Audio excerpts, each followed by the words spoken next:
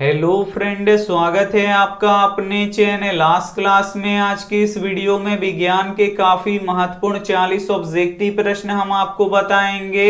ये जो 40 ऑब्जेक्टिव प्रश्न है ये आपके बोर्ड परीक्षाओं में बार बार पूछे जाते हैं और इस 40 ऑब्जेक्टिव प्रश्न में से 35 से अधिक प्रश्न आपके फाइनल बोर्ड परीक्षा में रहेगा, ये हमारा गारंटी है। तो वीडियो को प्लीज आप लोग शुरू से लेके अंत तक देखिएगा और चैनल को अभी तक आप सब्सक्राइब नहीं किए हैं तो चैनल को सब्सक्राइब कर लीजिएगा और सब्सक्राइब करने के बाद एक बेल आइकन आता है तो बेल आइकन को दबा के ऑल पे कर लीजिएगा ताकि जब भी लाइव क्लास हो तो आपके पास नोटिफिकेशन पहुंचता रहे। तो आइए शुरू करते हैं पहले नंबर प्रश्न से। तो पहला नंबर प्रश्न है कि ओजोन परत किस हानिकारक किरण से हमें रक्षा प्रदान करता है। ए ऑप्शन है औरक्त किरण से, बी ऑप्शन है तापीय किरण से, सी ऑप्शन है परावैंगनी किरण से, डी ऑप्शन है इनमें से सभी से। तो यहाँ पे आपको बताना है कि ओजोन परत किस हानिकारक किरण से हमें रक्षा प्रदान करता है। तो परावैंगनी किरण से हमें रक्षा प्रदान करता है, इसे आपको याद रखना है। यहाँ पे सी ऑप्शन बिल्कुल ही सही हो जाएगा। और परावैंगनी किरण से कौन सा रोग होता है, तो त्वचा का कैंसर होता है, तो ये भी साथ में आपको याद रखना है। आइए देखते हैं अगला प्रश्न। दो नंबर प्रश्न है कि रुधिर का कौन सा अवयव रक्त स्राव को रोकता है। ए ऑप्शन है लसिका, बी ऑप्शन है प्लाज्मा, सी ऑप्शन है प्लेटलेट्स, डी ऑप्शन है हीमोग्लोबिन। तो यहाँ पे आपको बताना है कि रुधिर का कौन सा अवयव रक्त स्राव को रोकता है, तो प्लेटलेट्स रोकता है, इसे आपको याद रखना है। काफी महत्वपूर्ण प्रश्न है ये आपके बोर्ड परीक्षा के लिए। यहाँ पे सी ऑप्शन बिल्कुल ही सही हो जाएगा। और रक्त किसके कारण से लाल दिखाई देता है, तो रक्त हीमोग्लोबिन के कारण से लाल दिखाई देता है, तो ये भी साथ में आपको याद रखना है। आइए देखते हैं अगला प्रश्न। 3 नंबर प्रश्न है कि वास्तविक प्रतिबिंब हमेशा कैसा बनता है। ए ऑप्शन है सीधा, बी ऑप्शन है उल्टा, सी ऑप्शन है तिरछा, डी ऑप्शन है सभी तरह के। तो यहाँ पे आपको बताना है कि वास्तविक प्रतिबिंब हमेशा कैसा बनता है, तो वास्तविक प्रतिबिंब हमेशा उल्टा बनता है, इसे आपको याद रखना है। यहाँ पे बी ऑप्शन बिल्कुल ही सही हो जाएगा। और काल्पनिक प्रतिबिंब हमेशा सीधा बनता है, तो ये भी साथ में आपको याद रखना है। आइए देखते हैं अगला प्रश्न। 4 नंबर प्रश्न है कि भारत में घरेलू प्रत्यावर्ती धारा की आवृत्ति है। ए ऑप्शन है 10 HZ, बी ऑप्शन है 50 HZ, सी ऑप्शन है 60 HZ, डी ऑप्शन है 100 HZ। तो यहाँ पे आपको बताना है कि भारत में घरेलू प्रत्यावर्ती धारा की आवृत्ति है तो 50 HZ है, इसे आपको याद रखना है। यहाँ पे बी ऑप्शन बिल्कुल ही सही हो जाएगा। और आवृत्ति का ऐसा मात्रक क्या होता है, तो हर्ट्ज होता है, तो ये भी साथ में आपको याद रखना है। आइए देखते हैं अगला प्रश्न। 5 नंबर प्रश्न है कि गोबर गैस का मुख्य घटक है। ए ऑप्शन है मीथेन गैस, बी ऑप्शन है एथेन गैस, सी ऑप्शन है ब्यूटेन गैस, डी ऑप्शन है हाइड्रोजन गैस। तो यहाँ पे आपको बताना है कि गोबर गैस का मुख्य घटक है तो मीथेन गैस गोबर गैस का मुख्य घटक है, इसे आपको याद रखना है। यहाँ पे ए ऑप्शन बिल्कुल ही सही हो जाएगा। और एलपीजी का मुख्य घटक ब्यूटेन गैस होता है, तो ये भी साथ में आपको याद रखना है। काफी महत्वपूर्ण 40 ऑब्जेक्टिव प्रश्न हैं और इस 40 ऑब्जेक्टिव प्रश्न में से 35 से अधिक प्रश्न आपके फाइनल बोर्ड परीक्षा में रहेगा, ये हमारा गारंटी है। तो वीडियो को प्लीज आप लोग शुरू से लेके अंत तक देखिएगा और वीडियो को लाइक नहीं किए हैं तो प्लीज आप लोग वीडियो को लाइक भी कर दीजिएगा। ये देखते हैं अगला प्रश्न। 6 नंबर प्रश्न है कि बिजली की घंटी किस सिद्धांत पर कार्य करता है। ए ऑप्शन है ऊष्मीय प्रभाव पे, बी ऑप्शन है चुंबकीय प्रभाव पे, सी ऑप्शन है दोनों पे, डी ऑप्शन है इनमें से कोई नहीं। तो यहाँ पे आपको बताना है कि बिजली की घंटी किस सिद्धांत पर कार्य करता है, तो चुंबकीय प्रभाव के सिद्धांत पे कार्य करता है, इसे आपको याद रखना है। यहाँ पे बी ऑप्शन बिल्कुल ही सही हो जाएगा। ये देखते हैं अगला प्रश्न। 7 नंबर प्रश्न है कि सोने की शुद्धता की माप किसमें की जाती है। ए ऑप्शन है मीटर में, बी ऑप्शन है फुट में, सी ऑप्शन है कैरेट में, डी ऑप्शन है हर्ट्ज में। तो यहाँ पे आपको बताना है कि सोने की शुद्धता की माप किसमें की जाती है, तो कैरेट में की जाती है, इसे आपको याद रखना है। यहाँ पे सी ऑप्शन बिल्कुल ही सही हो जाएगा। और शुद्ध सोना कितने कैरेट का होता है? तो शुद्ध सोना 24 कैरेट का होता है, इसे आपको याद रखना है। और जो शुद्ध सोना होता है ये मुलायम होता है, तो ये भी साथ में आपको याद रखना है। आइए देखते हैं अगला प्रश्न 8 नंबर प्रश्न है कि विभवांतर किससे मापा जाता है? ए ऑप्शन है ए मीटर से, बी ऑप्शन है वोल्ट मीटर से, सी ऑप्शन है गैल्वेनोमीटर से, डी ऑप्शन है इनमें से कोई नहीं। तो यहाँ पे आपको बताना है कि विभवांतर किससे मापा जाता है। तो विभवांतर वोल्ट मीटर से मापा जाता है, इसे आपको याद रखना है। यहाँ पे बी ऑप्शन बिल्कुल ही सही हो जाएगा।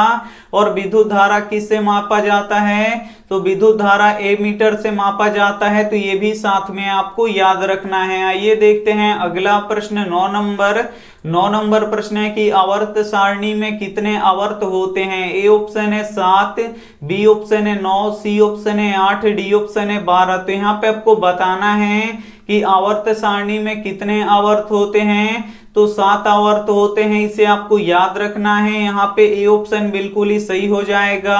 और आवर्त सारणी में वर्गों की संख्या कितनी होती है?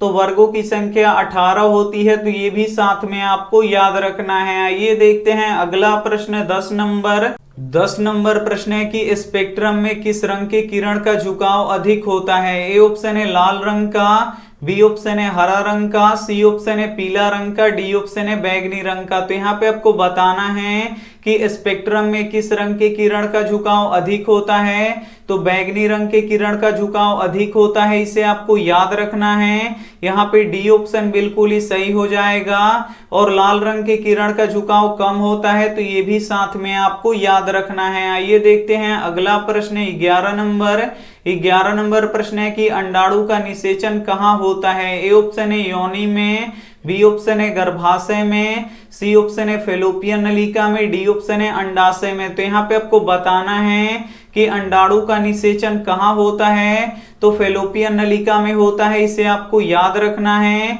यहाँ पे सी ऑप्शन बिल्कुल ही सही हो जाएगा। ये देखते हैं अगला प्रश्न 12 नंबर प्रश्न है कि विद्युत धारा उत्पन्न करने वाली युक्ति को क्या कहते हैं? ए ऑप्शन है जनित्र, बी ऑप्शन है गैल्वेनोमीटर, सी ऑप्शन है एमीटर, डी ऑप्शन है मोटर। तो यहाँ पे आपको बताना है कि विद्युत धारा उत्पन्न करने वाली युक्ति को क्या कहते हैं। तो जनित्र कहते हैं, इसे आपको याद रखना है। यहाँ पे ए ऑप्शन बिल्कुल ही सही हो जाएगा। ये देखते हैं अगला प्रश्न 13 नंबर प्रश्न है कि फूल में नर प्रजनन अंग कौन सा होता है? ए ऑप्शन है पुंकेसर, बी ऑप्शन है अंडप, सी ऑप्शन है वर्तिकाग्र, डी ऑप्शन है वर्तिका। तो यहाँ पे आपको बताना है कि फूल में नर प्रजनन अंग कौन सा होता है। तो पुंकेसर होता है, इसे आपको याद रखना है। यहाँ पे ए ऑप्शन बिल्कुल ही सही हो जाएगा। ये देखते हैं अगला प्रश्न 14 नंबर प्रश्न है कि लघु पतन के समय परिपथ में विद्युत धारा का मान ए ऑप्शन है कम हो जाता है, बी ऑप्शन है स्थिर रहता है, सी ऑप्शन है बहुत अधिक बढ़ जाता है, डी ऑप्शन है निरंतर परिवर्तित होते रहता है। तो यहाँ पे आपको बताना है कि लघु पतन के समय परिपथ में विद्युत धारा का मान बहुत अत्यधिक बढ़ जाता है, इसे आपको याद रखना है।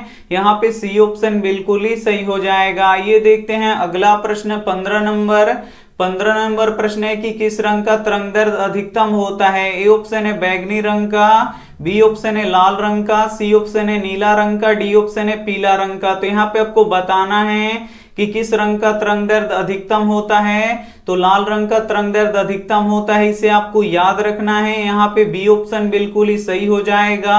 और बैगनी रंग का तरंगदैर्घ्य सबसे कम होता है, तो ये भी साथ में आपको याद रखना है। काफी महत्वपूर्ण 40 ऑब्जेक्टिव प्रश्न हैं, तो एक भी प्रश्न आप लोग स्किप मत कीजिएगा। वीडियो को प्लीज आप लोग शुरू से लेके अंत तक देखिएगा। और वीडियो को लाइक नहीं किए हैं तो प्लीज आप लोग वीडियो को लाइक भी कर दीजिएगा। ये देखते हैं अगला प्रश्न 16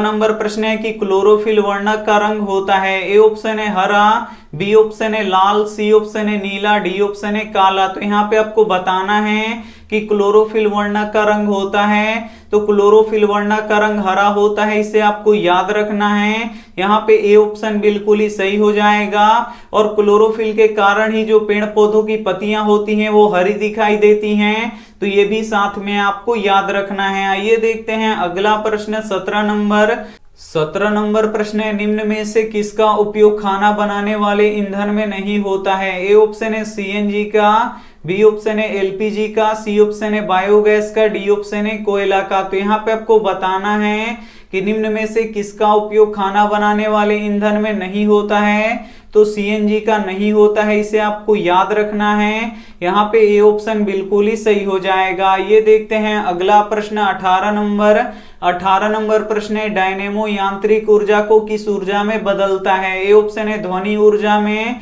बी ऑप्शन है विद्युत ऊर्जा में, सी ऑप्शन है सौर ऊर्जा में, डी ऑप्शन है प्रकाश ऊर्जा में। तो यहाँ पे आपको बताना है कि डायनेमो यांत्रिक ऊर्जा को किस ऊर्जा में बदलता है। तो डायनेमो यांत्रिक ऊर्जा को विद्युत ऊर्जा में बदलता है, इसे आपको याद रखना है। यहाँ पे बी ऑप्शन बिल्कुल ही सही हो जाएगा। ये देखते हैं अगला प्रश्न 19 नंबर प्रश्न है कि आंख के किस भाग पे प्रतिबिंब बनता है? ए ऑप्शन है रेटिना पर, बी ऑप्शन है आइरिस पर, सी ऑप्शन है पुतली पर, डी ऑप्शन है इनमें से कोई नहीं।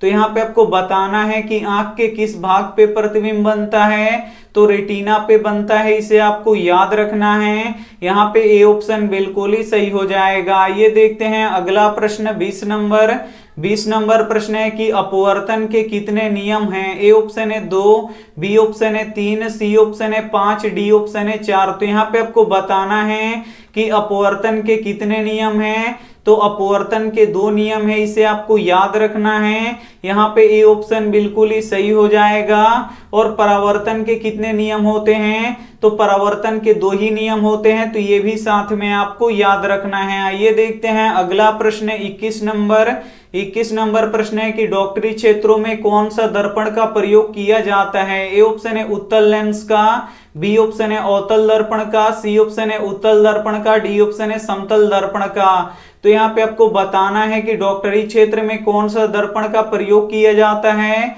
तो अवतल दर्पण का प्रयोग किया जाता है, इसे आपको याद रखना है। यहाँ पे बी ऑप्शन बिल्कुल ही सही हो जाएगा। ये देखते हैं अगला प्रश्न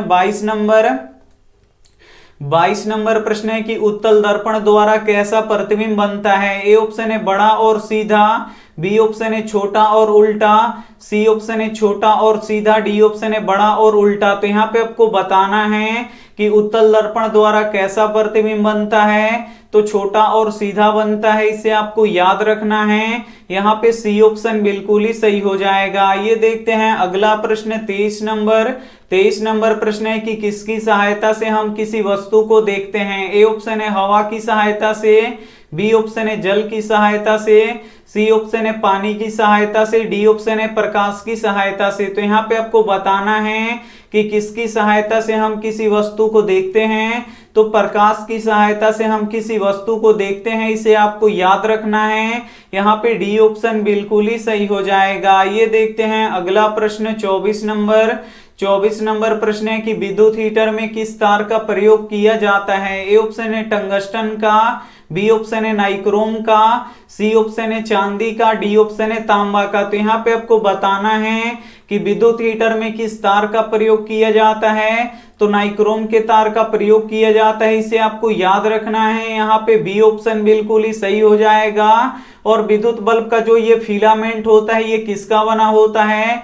तो ये टंगस्टन का बना होता है। तो ये भी साथ में आपको याद रखना है। आइए देखते हैं अगला प्रश्न 25 नंबर प्रश्न है कि सर्वाधिक आघातवर्धक धातु कौन सा है? ए ऑप्शन है सोना, बी ऑप्शन है चांदी, सी ऑप्शन है तांबा, डी ऑप्शन है लोहा। तो यहाँ पे आपको बताना है कि सर्वाधिक आघातवर्धक धातु कौन सा है। तो सोना है, इसे आपको याद रखना है। यहाँ पे ए ऑप्शन बिल्कुल ही सही हो जाएगा। ये देखते हैं अगला प्रश्न 26 नंबर प्रश्न है कि वो कौन अधातु होते हुए भी विद्युत का सुचालक होता है? ए ऑप्शन है कोयला, बी ऑप्शन है लोहा, सी ऑप्शन है सोना, डी ऑप्शन है ग्रेफाइट। तो यहाँ पे आपको बताना है कि वो कौन अधातु होते हुए भी विद्युत का सुचालक होता है। तो जो ग्रेफाइट होता है, ये अधातु होते हुए भी ये विद्युत का सुचालक होता है। तो यहाँ पे डी ऑप्शन बिल्कुल ही सही हो जाएगा। ये देखते हैं अगला प्रश्न 27 नंबर प्रश्न है कि उदासीन विलयन का पीएच मान कितना होता है? ए ऑप्शन है 6, बी ऑप्शन है 4, सी ऑप्शन है 2, डी ऑप्शन है 7। तो यहाँ पे आपको बताना है कि उदासीन विलयन का पीएच मान कितना होता है, तो उदासीन विलयन का पीएच मान 7 होता है, इसे आपको याद रखना है। यहाँ पे डी ऑप्शन बिल्कुल ही सही हो जाएगा। ये देखते हैं अगला प्रश्न 28 नंबर। 28 नंबर प्रश्न है कि कौन सा धातु स्वतंत्र अवस्था में पाया जाता है। ए ऑप्शन है चांदी, बी ऑप्शन है लोहा, सी ऑप्शन है सोना, डी ऑप्शन है तांबा। तो यहाँ पे आपको बताना है कि कौन सा धातु स्वतंत्र अवस्था में पाया जाता है। तो जो सोना होता है ये स्वतंत्र अवस्था में पाया जाता है, इसे आपको याद रखना है। यहाँ पे सी ऑप्शन बिल्कुल ही सही हो जाएगा। ये देखते हैं अगला प्रश्न 29 नंबर। 29 नंबर प्रश्न है कि लोहा क्या है। ए ऑप्शन है धातु, बी ऑप्शन है अधातु, सी ऑप्शन है उपधातु, डी ऑप्शन है ये सभी। तो यहाँ पे आपको बताना है कि लोहा क्या है। तो लोहा धातु है, इसे आपको याद रखना है। यहाँ पे ए ऑप्शन बिल्कुल ही सही हो जाएगा। ये देखते हैं अगला प्रश्न 30 नंबर।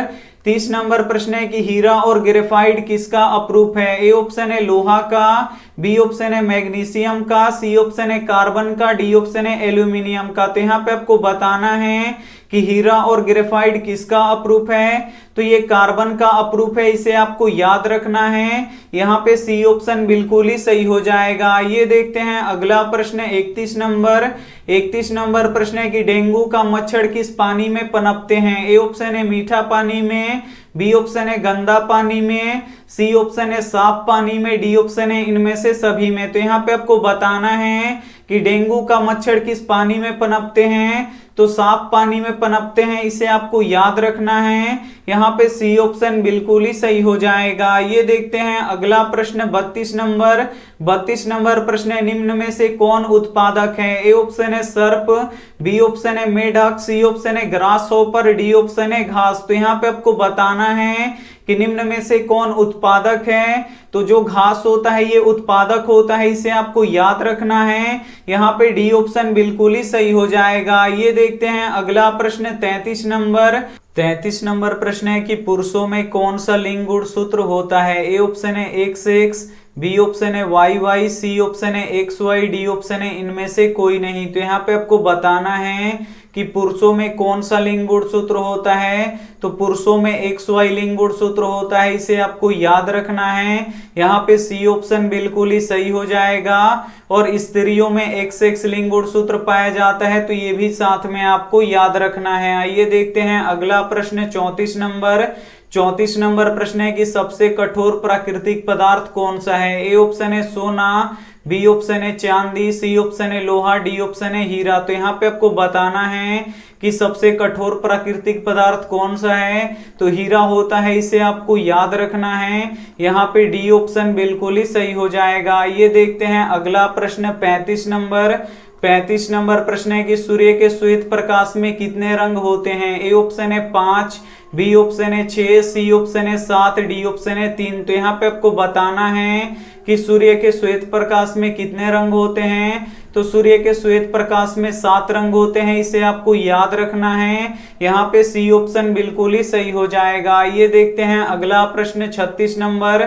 36 नंबर प्रश्न है कि बैटरी से किस प्रकार की धारा निकलती है। ए ऑप्शन है DC, बी ऑप्शन है AC, सी ऑप्शन है दोनों, डी ऑप्शन है कोई नहीं। तो यहाँ पे आपको बताना है कि बैटरी से किस प्रकार की धारा निकलती है। तो बैटरी से DC धारा निकलती है, इसे आपको याद रखना है। यहाँ पे ए ऑप्शन बिल्कुल ही सही हो जाएगा। ये देखते हैं अगला प्रश्न 37 नंबर। 37 नंबर प्रश्न है कि इलेक्ट्रॉन पे कौन सा आवेश होता है। ए ऑप्शन है धन आवेश, बी ऑप्शन है ऋण आवेश, सी ऑप्शन है दोनों, डी ऑप्शन है इनमें से कोई नहीं। तो यहाँ पे आपको बताना है कि इलेक्ट्रॉन पे कौन सा आवेश होता है। तो इलेक्ट्रॉन पे ऋण आवेश होता है, इसे आपको याद रखना है। यहाँ पे बी ऑप्शन बिल्कुल ही सही हो जाएगा। ये देखते हैं अगला प्रश्न 38 नंबर। 38 नंबर प्रश्न है निम्न में से कौन अक्रिय तत्व है। ए ऑप्शन है कार्बन, बी ऑप्शन है हीलियम, सी ऑप्शन है सोना, डी ऑप्शन है चांदी। तो यहाँ पे आपको बताना है कि निम्न में से कौन अक्रिय तत्व है। तो जो हीलियम है ये अक्रिय तत्व है, इसे आपको याद रखना है। यहाँ पे बी ऑप्शन बिल्कुल ही सही हो जाएगा। ये देखते हैं अगला प्रश्न 39 नंबर। 39 नंबर प्रश्न है कि रेटिना पर किसी वस्तु का प्रतिबिंब कैसा बनता है। ए ऑप्शन है सीधा, बी ऑप्शन है उल्टा, सी ऑप्शन है टेढ़ा, डी ऑप्शन है सभी तरीका के। तो यहाँ पे आपको बताना है कि रेटिना पर किसी वस्तु का प्रतिबिंब कैसा बनता है, तो उल्टा बनता है, इसे आपको याद रखना है। यहाँ पे बी ऑप्शन बिल्कुल ही सही हो जाएगा। ये देखते हैं अंतिम प्रश्न 40 नंबर प्रश्न है कि रतौंधी किस विटामिन के कारण से होता है, तो रतौंधी विटामिन ए के कमी के कारण से होता है, इसे आपको याद रखना है। यहाँ पे ए ऑप्शन बिल्कुल ही सही हो जाएगा। काफी महत्वपूर्ण 40 ऑब्जेक्टिव प्रश्न हम आपको बता चुके हैं और इस 40 ऑब्जेक्टिव प्रश्न में से 35 से अधिक प्रश्न आपके फाइनल बोर्ड परीक्षा में रहेगा, ये हमारा गारंटी है। तो अगर आप लोग वीडियो को बीच से देख रहे हैं तो फिर से एक बार वीडियो को देख लीजिएगा। और आइए देखते हैं यहाँ पे होमवर्क प्रश्न का जवाब आपको कमेंट बॉक्स में देना है कि सूर्य के प्रकाश से हमें कौन सा विटामिन मिलता है। ए ऑप्शन है विटामिन सी, बी ऑप्शन है विटामिन डी, डी ऑप्शन है विटामिन ई, डी ऑप्शन है यहाँ पे विटामिन ए। तो जो भी ऑप्शन आपको सही लगे वो आप हमें कमेंट करके जरूर बताइएगा। वीडियो को लाइक नहीं किया तो प्लीज आप लोग वीडियो को लाइक कीजिएगा, अपने दोस्तों के पास इस वीडियो को जरूर शेयर कीजिएगा। और चैनल को अभी तक आप सब्सक्राइब नहीं किए तो चैनल को सब्सक्राइब करके साथ में बेल आइकन को ऑल पे दबा लीजिएगा। Thank you for watching. मिलते हैं अगले वीडियो में, तब तक अपना ध्यान रखिए, मन लगा के पढ़ाई कीजिए। Take care and bye.